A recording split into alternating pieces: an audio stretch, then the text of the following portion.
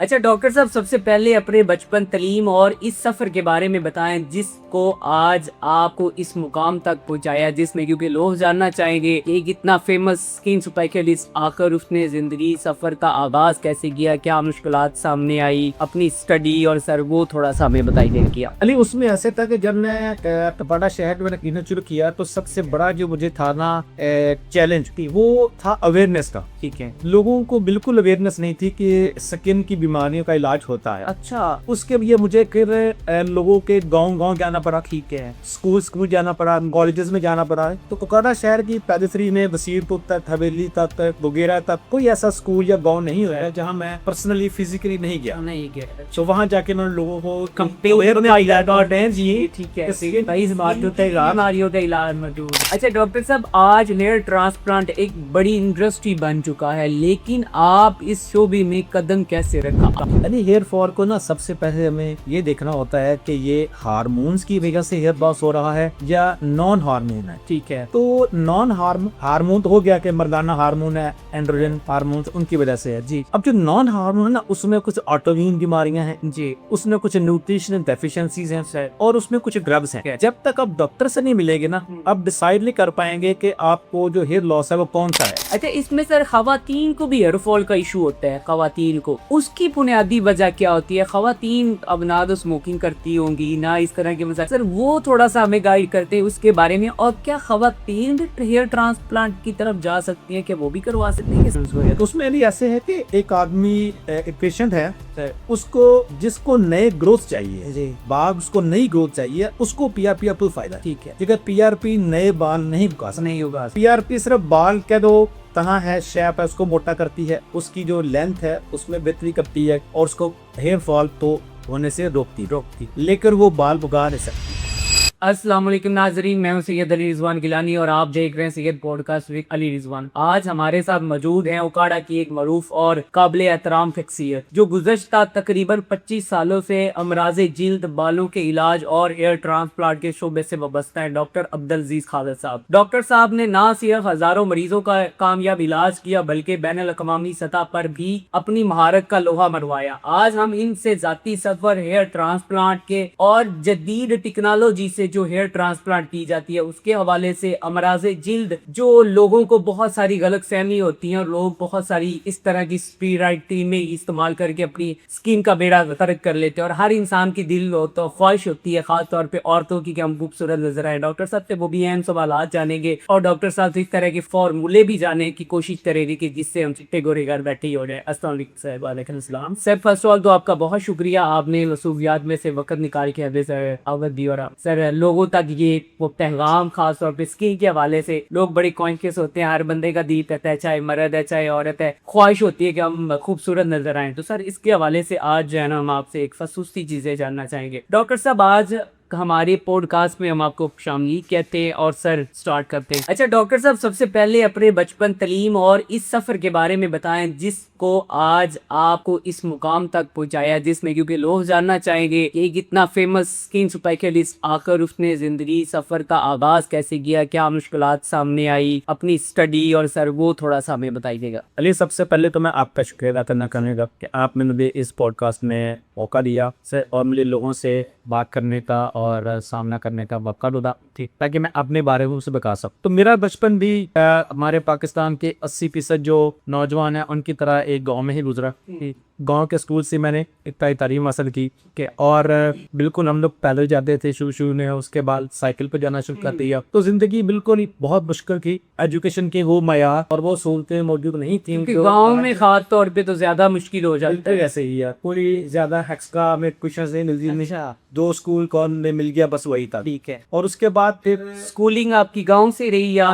गांव से स्प्लिट हुई। उसके बाद लिए क्योंकि जब शहर आना पड़ा मैट्रिक के लिए, तो वो उससे भी एक मुश्किल काम था। तो बिल्कुल शुरू में पैदल आते रहे, फिर साइकिल पे हम बस ट्रैवल करते थे, ठीक है। और उसके बाद फिर ज्यादा शौक ये था कि मैं गवर्नमेंट कॉलेज लाहौर से पढ़ाई करूँ, ठीक है। उसके लिए मैंने मैट्रिक में दिल लाभ मेहनत की, कोशिश की। वाले साहब मेरे स्कूल टीचर के, मैंने मेरी हेल्प की और फिर मैं एफएससी प्री मेडिकल करने लाहौर गया, गवर्नमेंट कॉलेज लाहौर। अच्छा सर, इसमें जैसे कि बचपन में बड़ी मुश्किल होती है, खास तौर पे किसी भी बच्चे का दिल नहीं करता स्कूल जाने को, मार पड़ती है, घर से सख्ती होती, तो आप जरा इजीली चले जाते थे या सख्ती होती थी? नहीं, मुझे ये था कि चूंकि वालिद साहब उसी स्कूल में टीचर थे, ठीक है, तो इसलिए वो सुबह इतनी सख्ती होती थी कि उनके तैयार होने से पहले मुझे तैयार हो। अच्छा, एक ही चीज देखी जाती है कि अगर जिस स्कूल में बच्चा पढ़ रहा हो वहां पे अगर बाप टीचर हो तो मार भी ज्यादा वो उसी बच्चे को पढ़। लेकिन ऐसे ही होता है और बाकी बच्चों से ज्यादा सख्ती मुझ पे होती थी। और जो बाकी क्लास तो वो बास का बता देते कि क्वेश्चंस को बड़े बहुत के इस सिलेबस में से आएंगे, तो मुझे नहीं बताता, आपको नहीं मिलता।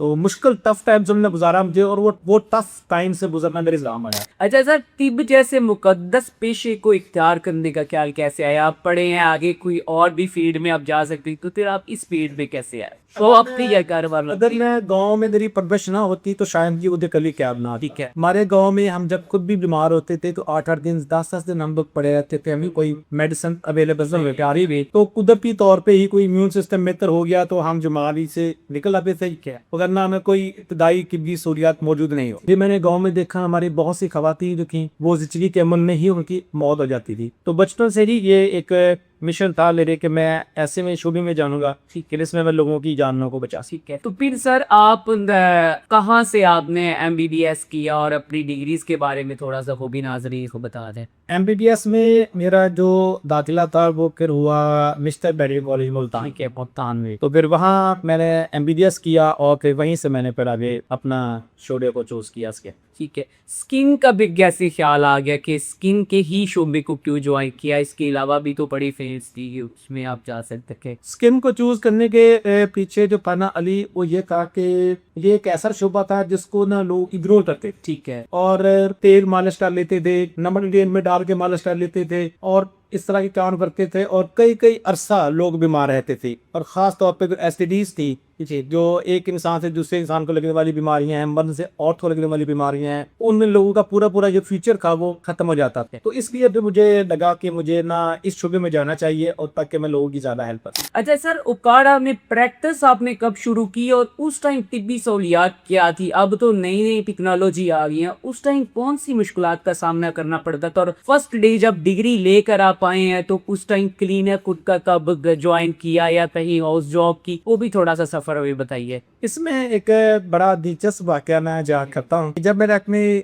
स्पेशलाइज कर लिया तो उसके बाद टाइम था कि मैं अपना क्लीनर करूँ या मैं कोई जॉब करूँ। जी। तो जॉब करने के लिए जब एप्लीकेशन हम देने जा रहे हैं सारे दोस्त, तो गर्मियों का मौसम था और एप्लीकेशन जो मैनुअल सबमिट होती जी, तो जो बंदा मैनुअल एप्लीकेशन ले रहा था तो वो अंदर कमरे में पंखा लगा के बैठा हुआ था और हम बाहर खिड़की में गर्मी में खड़े होके वो लाइन में खड़े। तो बस उसी लाइन में मैंने सोचा कि डॉक्टर जी इस लाइन से निकल जाओ, जाके खुद मेहनत करो और अपने दम पे अपना नाम बनाओ। तो फिर मैंने अब क्लिनिक खोला और अल्लाह का फजल उमाशी देखे क्लिनिक जब स्टार्ट किया, स्टार्ट में क्योंकि खास तौर पे एक नाम पहचान बनाने में बड़ी मुश्किलात का सामना करना पड़ता है। आज तो अगर उकाड़ा में नाम हो तो स्किन स्पेशलिस्ट में तो डॉक्टर अब्दुल अजीज खालिद बहुत अहम शख्सियत जाने जाते हैं। उस टाइम डॉक्टर अब्दुल अजीज खालिद जो है वो कैसे अपनी पहचान, वो इतनी रेस में कैसे आगे अपना मुकाम हासिल किया? अली उसमें ऐसे था कि जब मैं बड़ा शहर में क्लिनिक शुरू किया तो सबसे बड़ा जो मुझे था ना चैलेंज थी वो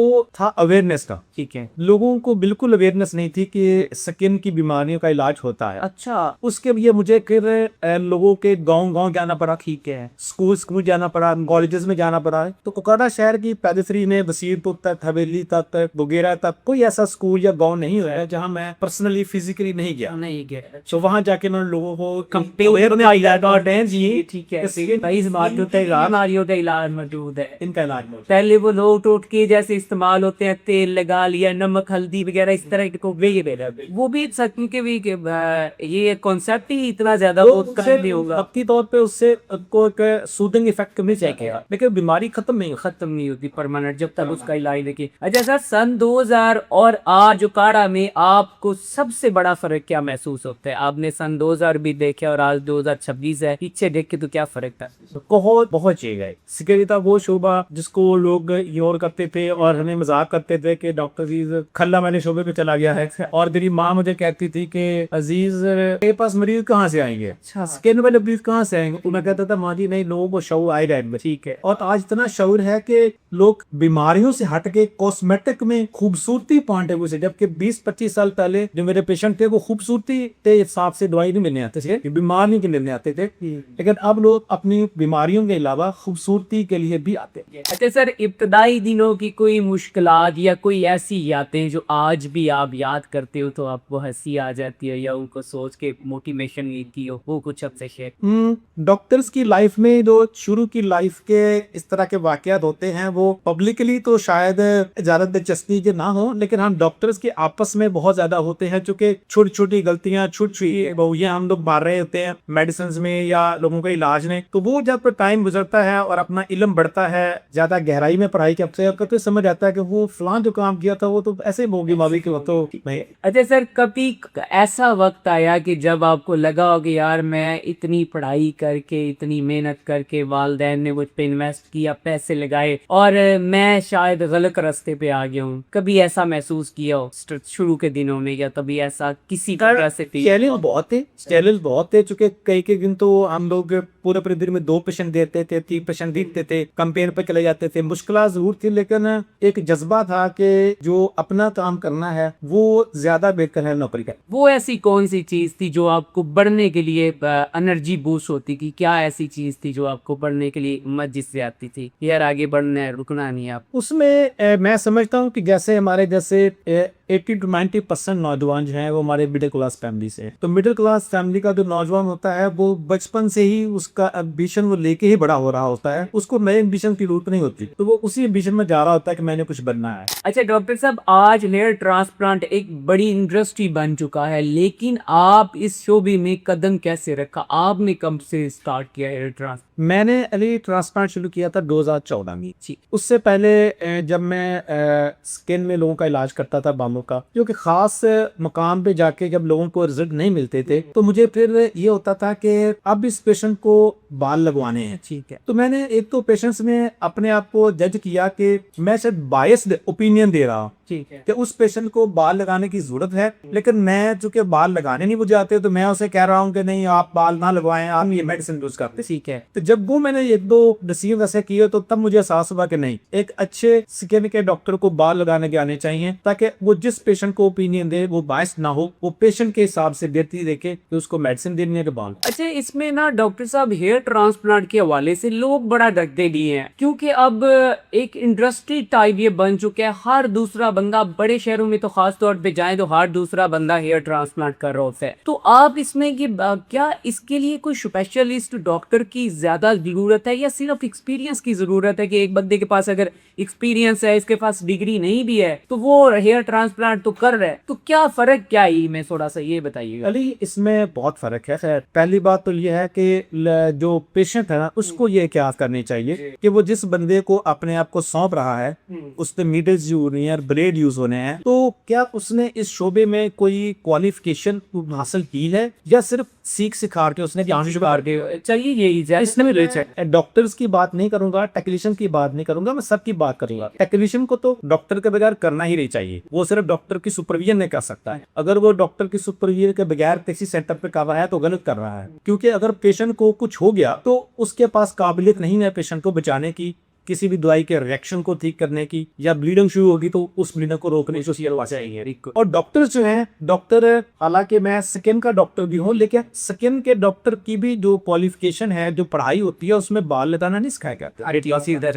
प्लास्टिक सर्जन है या जनरल सर्जन है या गायनी का सर्जन है या डेंटल सर्जन है तो उसको शुरू में हेयर ट्रांसप्लांट नहीं सिखाया जाता। तो सिर्फ ये कहना कि मैं डॉक्टर हूँ, एमबीबीएस हूँ या नहीं कर सकता हूँ तो मैं कुछ कर सकता हूँ, ये नहीं। उसको एटलीस्ट मिनिमम क्वालिफिकेशन हासिल करनी चाहिए। पहले सिर्फ जब हम लोगों ने हासिल की थी तो सिर्फ अमेरिकन बोर्ड जो है of hair restoration diploma, American board सिर्फ वही अवेलेबल था, KBHRS के। हम लोगों ने वो पास किया, 3 साल जो इसकी ट्रेनिंग है बड़ी सख्त किस्म की, और उसके बाद एग्जाम्स हैं जो उसको पास करने के पास। ठीक है, लेकिन उसके बाद फिर हमने पाकिस्तान में hair restoration society of Pakistan बनाई HRSP के नाम से। तमाम डॉक्टर्स, यंग डॉक्टर्स जो लोग सुन रहे हैं, जो लोग वो इस बात को तवज्जो करें कि पाकिस्तान की जो HRSP है उसको ज्वाइन करें, उसमें आए सीखे। तो एक आदमी जब हेयर ट्रांसप्लांट कराना चाहे तो वो इस बात की तसल्ली करे कि डॉक्टर जिसके पास वो जा रहा है वो MBBS या BDS डॉक्टर हो और HRSP या ABHRS इसमें से किसी के साथ वो मुंसलिक हो, ताकि उसको हेयर ट्रांसप्लांट के बारे में जो।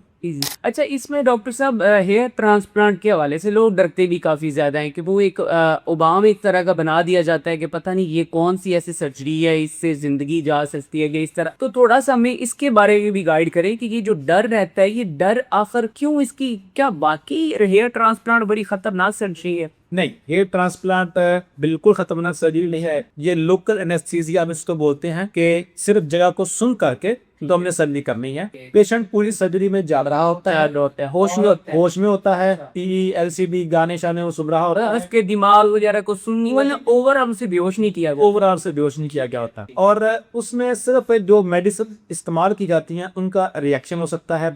डॉक्टर को उन रिएक्शंस का पता होना चाहिए। ब्लीडिंग ज्यादा हो सकती है, उसको कैसे कंट्रोल करना है ये पता होना चाहिए। इसके अलावा और तो बड़ा मतलब इसमें ये है कि अगर हम एक तजर्बाकार डॉक्टर से करवाएं तो फिर कोई उसमें कोई खतरा नहीं। ठीक है। अच्छा सर, इसमें ट्रांसप्लांट के हवाले से क्योंकि आजकल तो बड़ा ट्रेंड चल पड़ा है, पहले तो सिर्फ वो सस्पेंशन भी होती थी, वो भी अगले जमाने की, तो खासतौर पे बड़ी अजीब सी लगती थी, विगे लगवानी है। और गंजपन का हर इंसान को ये सर मोस्टली जो है बच्चों में ये स्टार्ट हो जाता है कि बाल गिरने लग जाते हैं, खानदानी हेयर फॉल का मसला होता है। सर असल ये हेयर फॉल का इशू जो होता है इसके बारे में थोड़ा सा बताएं, इससे कैसे बचा जा सकता है? यानी हेयर फॉल को ना सबसे पहले हमें ये देखना होता है कि ये हार्मोन्स की वजह से हेयर लॉस हो रहा है या नॉन हार्मोन है। ठीक है, तो नॉन हार्मोन तो हो गया कि मर्दाना हार्मोन है, एंड्रोजन हार्मोन, उनकी वजह से है जी। अब जो नॉन हार्मोन है ना, उसमें कुछ ऑटोइम्यून बीमारियां हैं जी, उसमें कुछ न्यूट्रिशनल डेफिशिएंसीज हैं और उसमें कुछ ड्रग्स हैं। जब तक आप डॉक्टर से नहीं मिलेंगे ना, आप डिसाइड नहीं कर पाएंगे कि आपको जो हेयर लॉस है वो कौन सा है। ठीक है, और उसमें जो हेयर ट्रांसप्लांट है वो जो एंड्रोजेनिक है, जो मर्दाना गंजपन है, उसमें उसका बड़ा अच्छा रोल है। लेकिन जो बाकी ऑटोइम्यून है या न्यूट्रिशनल डेफिशिएंसी है, उसमें हेयर ट्रांसप्लांट का रोल नहीं है, क्योंकि वो डेफिशिएंसी अब रहेगी, आप बाल लगा देंगे तो वो भी नहीं उगेंगे। ठीक है, तो इसलिए पहले डिसाइड करना जरूरी होता है कि आपके बाल गिरने की बजाय। ठीक। अच्छा, हेयर फॉल से सर बचा कैसे जा सकता है? कि इसमें अब जैसे कि ये चीजें तो आप सारी बता रहे हैं, अब मोस्टली ऐसे होता है कि कुछ लोग कहते हैं कि ये हमारी नस्ल दर नस्ल चल रहा है, बाप को था, दादा को था, आगे पोते को है, वो सर नस्ल दर नस्ल चल रहा है। इसका भी कोई ट्रीटमेंट है? हेयर फॉल भी रोका जा सकता है, इससे बचा जा सकता है क्या? सिर्फ ट्रांसप्लांट इसका है? नहीं, बिल्कुल बचा जा सकता है। और अगर जो हार्मोनल है बाल गिरना, विरासती बात है जी, वो तो आपके कंट्रोल में नहीं है, लेकिन बहुत सी ऐसी चीजें हैं जो आपके कंट्रोल में हैं, जिन्होंने आपके हेयर लॉस को बढ़ाया आ जाता है। मसलन उसमें विटामिन B12 की डेफिशिएंसी, उसमें आयरन की डेफिशिएंसी, उसमें विटामिन D की डेफिशिएंसी, उसमें ज्यादा जो गोल कैक है वो हर वक्त पहन के नहीं रखनी है, उसे ज्यादा धूप में हर वक्त नहीं रहना, अपना कोलेस्ट्रॉल जो है उसको कम रखना है, स्मोकिंग नहीं करनी है। तो ये सब है। जो बेचारे स्मोकर है वो तो फिर स्मोकर जो है उनकी तो स्किन जो होती है उसमें ब्लड सप्लाई कम हो जाती है। ठीक है, तो इसलिए उनके बाल जो है ना वो गिरने के चांसेस ज्यादा होते हैं। बेशक विरासती भी है, अगर वो इन चीजों से बचेंगे तो हो सकता है उनके बाल ना गिरे। अच्छा सर, पिछले 10 वर्षों में इस शोबे में कौन सी बड़ी तब्दीली है? मतलब पीछे 10 साल अगर हम जाएं तो अब 2026 चल रहा है, तो कौन सी ऐसी तब्दीलियां जो आपने भी, जाहिर सी बात है आपकी कोई रूटीन है, फील्ड है, कि कौन सी ऐसी तब्दीलियां हैं जो? अली, इसमें ऐसे हुआ कि हेयर ट्रांसप्लांट में ना 2 टाइप्स हैं सर बाल लगाने की। एक जिसे हम FUT बोलते हैं सर, जिसमें किसी जमाने में पीछे से स्ट्रिप लेते थे, और एक FUE जिसमें अकेला अकेला बाल निकालते। तो जो स्ट्रिप वाला था ना, उसमें ब्लेड का इस्तेमाल है, उसमें टांके लगाए जाते हैं, और इसी तरह अगर आप मुश्किल सर्दी थी, ठीक है, तब सिर्फ डॉक्टर्स ही करते थे। लेकिन तो उसके बाद जब सिंगल वाला आया तो टेक्नीशियंस ने वो सीख ली, और वो चीजें सिंपल है, उसमें रिस्क कम है, स्लाइड कट्स कम है। ठीक है, तो ब्लैक मार्केटिंग जो है वो बहुत तेजी से बढ़ी है 10 सालों में। हेल्थ केयर कमीशन से कंट्रोल नहीं हो रही, EMDC से कंट्रोल नहीं हो रही, लोग अपने ड्राइंग रूम्स में बैठे, दफ्तरों में बैठे बाल लगाई जा रहे हैं। वही तो आप कहा, ये पूरी एक इंडस्ट्री टाइप बन चुका है कि जो बंदा थोड़ी सी ट्रेनिंग ले लेगा वो जाके ट्रांसप्लांट बताना स्टार्ट करे। लेकिन उसमें सबसे बड़ा भी नुकसान वो ये हुआ है कि जब डोनर एरिया है ना वो तबाह होना शुरू हो गया। क्योंकि अगर एक पेशेंट को 7,000 to 8,000 ग्राफ्ट चाहिए हैं और वो FUT करवाए पहले, उसमें उसके 4,000 ग्राफ्ट और बाद में वो FUE करवाए तो फिर सर 3 से 4 साल ग्रैप तो वो बेस्ट रिजल्ट आता है। तो जब FUE से आप पहले 4 साल निकालते हैं फिर 4 साल निकालते हैं तो डोनर आपने बहुत से दोस्तों को देखे होंगे वो पैची बन जाता है, पैची से अजीब समा करते हैं इसी तरह। और बाज औकात लोगों के अगर वो किसी अच्छे बंदे से लगे कि उनके भी अजीब अजीब से सर वो लगते हैं कि वो बहुत ही अजीब, वो इससे बड़ा अजीब हो जाता है। कि आपके पास 2 हथियार थे, FUT और FUE। ठीक है। आपने उन दोनों में से एक को सीखा, एक नहीं सीखा, तो आप पूरे का पूरा ट्रांसप्लांट एक ही प्रोसीजर से करना चाह रहे हैं, उसकी वजह से वो गलतियां हो रही। ठीक है। अच्छा सर, इसमें जो बाल लगाए जाते हैं क्या वो हमेशा रहते हैं या वो भी वक्त के साथ गिरते हैं? ये बड़ा सवाल है। इसमें बिल्कुल मिक है। जो पहला तरीका था FUT वाला, ठीक है, FUT में जहां से स्ट्रिप ली जाती थी जी। वो अप्रोक्सीमेटली 99% 100% परमानेंट जो जोन है जिसके बाद कभी नहीं गिरते वो ली जाती। ठीक, वो सिर्फ 1.5 से 2 इंच का एरिया है हमारी बैक पे जिसके बाद परमानेंट है। जी। उसके ऊपर वाले भी वक्त के साथ गिर सकते हैं, बारीक हो सकते हैं, उससे नीचे वाले भी गिर सकते हैं, बारीक हो सकते हैं। जी। अब जो FUE मेथड आया है इसमें हम सेफ जोन से ऊपर से भी पाल लेते पड़ते हैं, ठीक है, नीचे से भी लेने पड़ते हैं। इसलिए FUE वाले पेशेंट साल 2 साल 3 साल के बाद कंप्लेन करते हैं कि डॉक्टर साहब शुरू में तो रिजल्ट हमारा बहुत अच्छा था लेकिन अब जाके 3-4 साल रिजल्ट हमारा कम हो, तो उनको फिर थोड़ी सी मेडिसिन साथ साथ खानी चाहिए ताकि वो फिर उसके फॉरएवर रह जाते हैं। ठीक है। अच्छा सर, हर शख्स क्या हेयर ट्रांसप्लांट करवा सकता है या इसमें भी मखसूस लोग हैं जो ट्रांसप्लांट करवा सकते हैं? थोड़ा सा ये बता दें, और किस उम्र में करवाया जा सकता है? देखिए, इसमें मैंने जो शुरू में आपको बात जब की थी कि मैंने ट्रांसप्लांट सीखा थी कि आपको जब सारी चीजों का पता होगा कि बालों की रिस्टोरेशन कैसे करनी है तो आपका कोई भी स्किन बायस नहीं हो जी। अब ये है कि एक आदमी ने सिर्फ ट्रांसप्लांट सीखा है, उसको हेयर की एनाटॉमी, फिजियोलॉजी और उसकी मेडिसिन का नहीं पता है, तो वो हर आने वाले पेशेंट को ट्रांसप्लांट से ठीक करने की कोशिश करेगा, जबकि ऐसा नहीं है जी। एक बच्चा है जो 22 साल का है, 23 साल का, 24 साल का है और उसके बाल गिरना शुरू हो गए जी। अगर उसको आते ही हम बाल लगाने का मशवरा देंगे, बाल को लगा देंगे, लेकिन उसका हेयर फॉल अगले 2-3 साल में और ज्यादा हो जाएगा, तो वो तो और बुरा बन जाएगा कि आगे थोड़े से बाल लगे हुए हैं, पीछे से बाल फिर लगे, वो अगेन उसे फिर करवानी आपकी दोबारा। तो उस बच्चे को पहले हमने उसकी हिस्ट्री लेनी है, ठीक है, वालदेन में थी कि नहीं थी, उसके कितनी तेजी से बाल गिरना शुरू हुए, तो पहले कम से कम साल 2 साल उसकी मेडिसिन चाहिए। जब उसका हेयर फॉल रुक जाए, कंट्रोल हो जाए, खत्म हो जाए, हाँ ठीक, फिर उसको हेयर ट्रांसप्लांट करवाना। ये नहीं है कि फौरन से अगर डॉक्टर या किसी टेक्नीशियन के पास गया तो वो हेयर ट्रांसप्लांट, ऐसे नहीं हो। अच्छा, इसमें सर खवातीन को भी हेयर फॉल का इशू होता है, खवातीन को, उसकी बुनियादी वजह क्या होती है? खवातीन अब ना तो स्मोकिंग करती होंगी ना इस तरह के मसाइल, सर वो थोड़ा सा हमें गाइड करते हैं उसके बारे में। और क्या खवातीन हेयर ट्रांसप्लांट की तरफ जा सकती है, क्या वो भी करवा सकती है सिर्फ मर्द? बिल्कुल, खवातीन हेयर ट्रांसप्लांट करवा सकती हैं, करवाती हैं। हमने बहुत से खवातीन के हेयर ट्रांसप्लांट किए हैं। खवातीन पे नाजरीन ऐसे है कि उनमें मर्दाना हार्मोन या हार्मोनल हेयर लॉस की बजाय जो न्यूट्रिशनल डेफिशिएंसी है और जो थायराइड के साथ प्रॉब्लम्स हैं वो वाले और ऑटोइम्यून प्रॉब्लम्स को हमने ज्यादा देखा है। जॉइंट पेन्स की जो खवातीन होती हैं उनको ऑटोइम्यून बीमारियां होती हैं, उनके बाल ज्यादा गिरते हैं। और आयरन डेफिशिएंसी खवातीन में बहुत ज्यादा है, वो अपना ठीक रखें। विटामिन डी डेफिशिएंसी खवातीन में बहुत ज्यादा है। तो खवातीन में सबसे ज्यादा हेयर लॉस की वजूहत हमने देखी है पिछले 25 सालों में, और आयरन डेफिशिएंसी और विटामिन डी डेफिशिएंसी। अच्छा सर, हेयर ट्रांसप्लांट का जो सर्जरी जिसे कहा जाता है इसे काफी टफ समझा जाता है कि इस पे टाइम भी बहुत ज्यादा लगता है और रिकवर होने में भी टाइम ज्यादा लगता है। तो सर एक तो हमें ये बता दें कि क्या ये वाकई ही एक तकलीफ दे सर्जरी है और इसका कितने टाइम का प्रोसेस होता है और रिकवर इंसान कितने टाइम में हो सकता है? तकलीफ को सिर्फ पहले 5-10 मिनट की है जिसमें हम इंसुलिन सिरिंज या उससे भी बारीक एडर यूज करते हैं उस स्किन को नम करने के लिए। उसके बाद तो कोई पेन नहीं है, स्किन नम हो जाती है, उसके बाद कोई पेन नहीं है। तकलीफ भी कोई ऐसी खास उसके बाद नहीं होती घर जाने के बाद भी। और रिकवरी टाइम जो है वो 24 आवर्स के बाद पेशेंट घर से निकल सकता है, वहां बिल्कुल जा सकता है। 2 से 3 दिन बाद वो आउट ऑफ स्टेशन जा सकता है, 5 से 6 दिन बाद वो आउट ऑफ कंट्री जा सकता है। ठीक है। तो पहले सिर्फ 2-3 दिन हम कहते हैं कि अगर आप क्या कंफ्यूजन है, ठीक है, वो तो फिर थोड़ा बहुत इतना तो नहीं है। फिर सर ये कह रहे हैं उबाम बनाओगे लोगों को डराने के लिए कि जी आप ट्रांसप्लांट की तरफ जाएंगे, बहुत मुश्किल सर्जरी है, बहुत पेनफुल है, ये फिर सारी नहीं, वो ऐसे है ना कि हर आदमी का पेन को बर्दाश्त करने का जो थ्रेश थ्रेशोल्ड है वो डिफरेंट है। ठीक है, तो कुछ लोग तो ऐसे होते हैं कि रीडर में कुछ चिबोते हैं तो उनको कुछ भी नहीं होता, और कुछ चिबोने से पहले पहले ही डर जाते हैं वो, फिर ये खौफ बनाते हैं कि पता नहीं वो मेरे साथ अब क्या होता है। सुना उससे पहले इस तरह का। बहुत से पेशेंट ऐसे होते हैं जिनका ब्लड प्रेशर चेक करते हैं चीजें, तो वो सुई लगने से पहले इनका ब्लड प्रेशर रेज हो जाता है। ठीक है, बल्कि हिस्ट्री में कुछ पेशेंट ऐसे भी हैं भी जिनके हमने ट्रांसप्लांट हमें कैंसर करने का, अच्छा, वो रिपोर्ट दिखा लगाने लग गया तो उनका बीपी दिल घबराना शुरू हो गया। अच्छा, बीपी चेक किया तो वो शूट कर रहा था, तो 2-4 दिन तक ये 10 मिनट रोकने के बाद कुछ लोगों की तो की है, कुछ लोगों की फिर कैंसिल भी करने।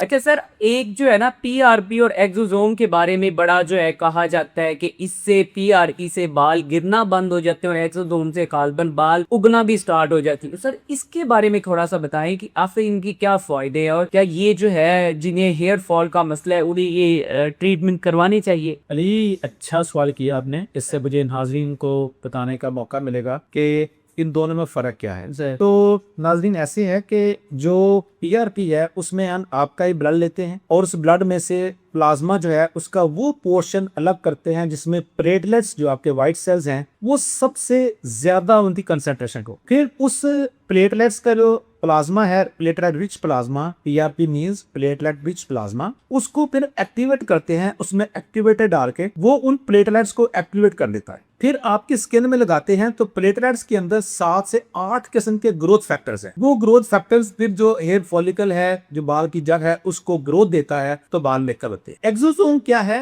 एक्सोसोम हमारे बाल की जो जड़ है उसके आसपास जो फैट है, उस फैट में नेचर ने, गॉड ने कुछ ऐसी हदायत, कुछ ऐसी इंफॉर्मेशन रखी है जो उस जड़ को जाती है और वो जड़ ग्रो करती है, उसके सेट ग्रो करते हैं। वो जो इंफॉर्मेशन है वो छोटे छोटे बॉक्सेस की शक्ल में, मॉलिक्यूल की शक्ल में ट्रेवल करती है। तो उन इंफॉर्मेशन के जो बॉक्सेस हैं, मॉलिक्यूल्स हैं, उनको कहा जाता है एक्सोसोम्स।